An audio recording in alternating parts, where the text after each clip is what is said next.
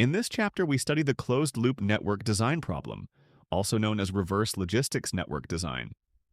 The core challenge is to decide how your system should handle returned products, not as waste, but as a new stream of value. You are choosing where to place collection, inspection, recovery, and recycling capacity, and how returned flows should move through the network. The right design reduces total cost while improving value recovery and sustainability outcomes. In a traditional linear supply chain, the story ends at delivery. In a closed-loop system, the story continues when products are returned, damaged, unwanted, or at end of life. Environmental pressure, resource scarcity, and extended producer responsibility regulations make reverse logistics a core capability. When the network is designed well, returns become a competitive advantage rather than a cost center. A closed-loop network forces you to make three categories of decisions. First, where to locate facilities such as collection centers, inspection hubs, remanufacturing plants, and recycling facilities. Second, what capacities those facilities should have and which transportation links are limiting. Third, how to route returned goods so total cost is controlled while recovered value is maximized. This slide previews the tier structure used in this chapter. Tier 1 uses a max flow perspective to focus on throughput and bottlenecks rather than only cost. Tier 2 uses an online facility location heuristic for uncertain and dynamic returns. Tier 3 introduces elephant herding optimization as a meta-heuristic for network design. Tier 4 uses contrastive learning to build a fast evaluation function. The later tiers extend the same problem into digital twins, autonomous agents, ethics, quantum optimization, and future concepts. Tier 1 reframes the network design problem as a flow problem. Instead of starting with cost minimization, we ask how much returned volume the network can push from customers to final disposition. Max flow gives the best achievable throughput given capacities. The corresponding min cut identifies bottlenecks, meaning the specific facilities or transportation links that limit the entire system. This slide defines the node sets in the reverse logistics network. Customer zones generate returns, collection depots gather them, recovery facilities process them, and secondary markets absorb recovered outputs. We also add a super source and a super sink to standardize the flow model.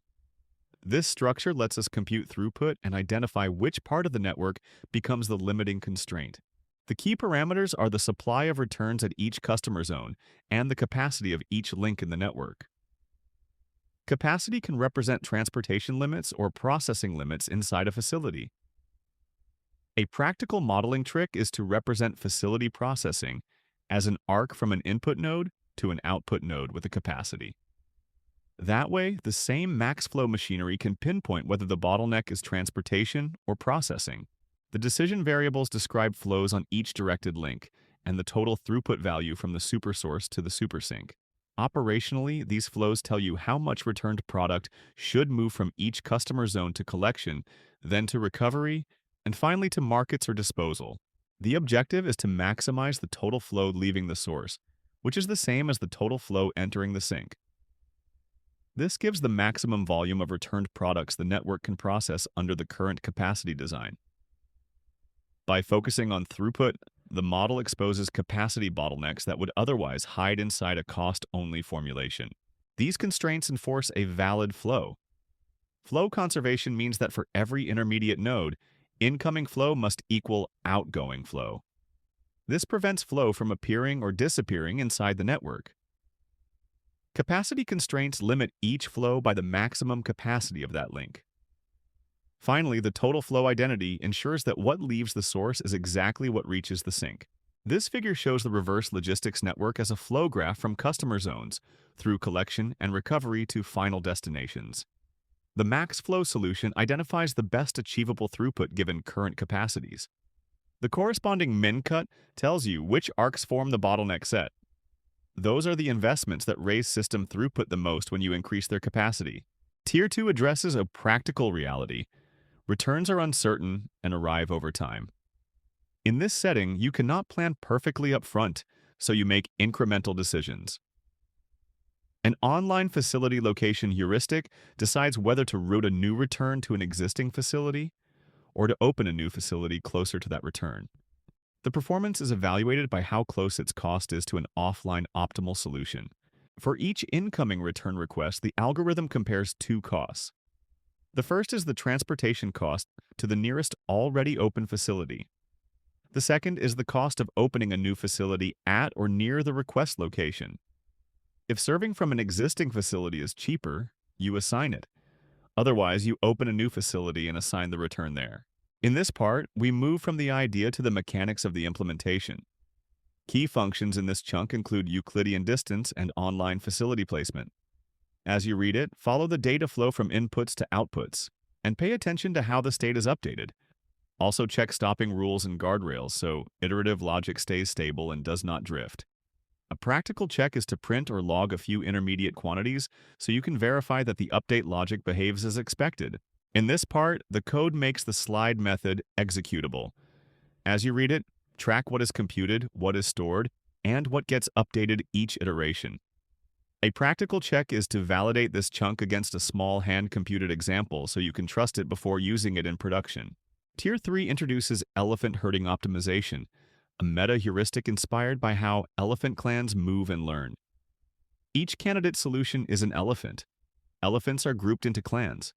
The best solution in each clan is the matriarch, and the rest of the clan moves toward it. A separating operator replaces the worst solutions to maintain exploration and avoid premature convergence. This figure visualizes the two key operators in elephant herding optimization. Clan updating pulls solutions toward the best solution found within each clan. The separating operator injects diversity by removing the worst solutions and replacing them with new random candidates. Together, these mechanisms balance exploitation and exploration. In a closed-loop network design context, one elephant represents a full network configuration. That includes which facilities are open and how much capacity is assigned to them. Fitness is defined as total network cost, combining fixed facility cost with transportation and processing cost. The search aims to minimize this cost while keeping the network feasible with respect to flows and capacities. Tier 4 addresses the cost of evaluation. If evaluating a network design requires a heavy simulation or a complex cost model, the search process becomes slow. Contrastive learning trains a model to embed designs so that good designs have similar embeddings. Once trained, the embedding becomes a fast evaluator that can be used inside meta-heuristic search or beam search. Contrastive learning depends on constructing positive and negative examples. A positive example is a design that is similar to a good design and remains efficient, such as a small location swap. A negative example is intentionally dissimilar and likely inefficient, such as a random or disconnected network. Training pushes the anchor and the positive closer, and pushes the anchor and the negative farther apart. This slide shows a typical contrastive objective, written as a margin-based loss. The idea is to enforce that the anchor is closer to the positive than it is to the negative by at least a margin. In practice, this turns the embedding space into a geometry where distance corresponds to design similarity and quality, enabling fast ranking of candidate solutions. This figure illustrates the geometry learned by contrastive training. Similar high-quality designs end up clustered together, while poor designs are pushed away. When you use this inside an optimization loop, you can rapidly score many candidate networks without running a full cost computation each time. Tier 5 introduces the digital twin. A digital twin is a real-time virtual replica that integrates both forward supply chain data and reverse logistics data. With a twin, managers can run what-if scenarios, such as opening a new facility, changing incentives, or responding to a surge in returns from a product recall. The benefit is making capital decisions with simulation-backed evidence. Tier 6 moves toward autonomy. Instead of a centralized planner, independent agents represent products, collectors, and facilities. Collector agents can bid for pickups based on location and capacity, and facility agents broadcast processing capacity and costs. The network self-optimizes through real-time negotiation and routing decisions. Tier 7 emphasizes human and artificial intelligence collaboration. The system can generate many near-optimal designs and expose trade-offs, for example, cost versus carbon footprint versus service level. The human expert remains responsible for the final decision, Applying strategic and regulatory context. Explainable outputs help the human understand why a design is recommended. Tier 8 adds value alignment. A closed-loop network should not optimize costs by violating ethical constraints or causing harm. The model can include penalties for landfill disposal, hard constraints for fair labor certification, and community impact rules that prevent concentrating pollution in disadvantaged neighborhoods. Tier 9 introduces a hybrid classical and quantum approach.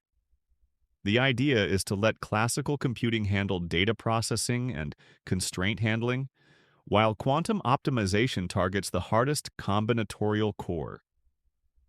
Facility selection and assignment can be written as a quadratic, unconstrained binary optimization problem. The quantum step searches that space, and the classical step turns the answer back into a feasible network design. This slide shows the generic form of a quadratic, unconstrained binary optimization problem. Decisions are binary, and the quadratic matrix captures both direct costs and interaction penalties.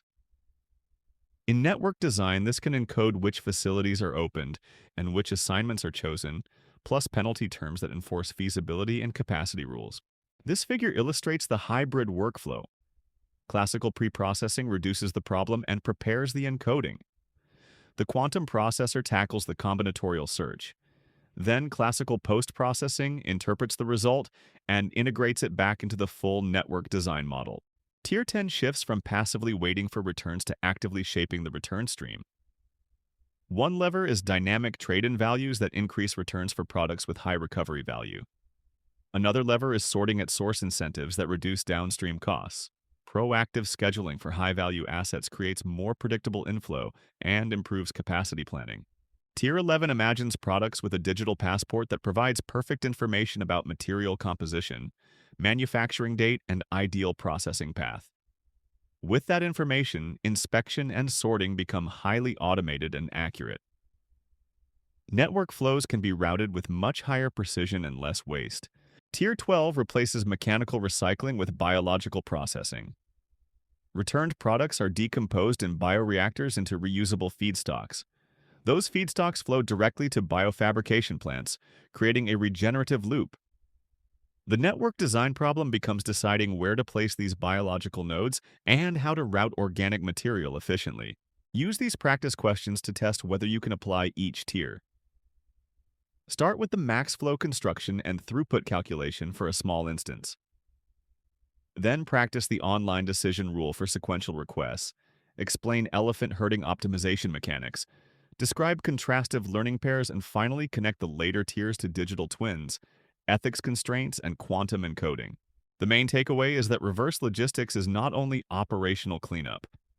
With the right network design, returns become a valuable flow that supports circular supply chains. Max flow thinking highlights bottlenecks, online heuristics handle uncertainty, meta heuristics improve global search, and learned evaluators accelerate evaluation.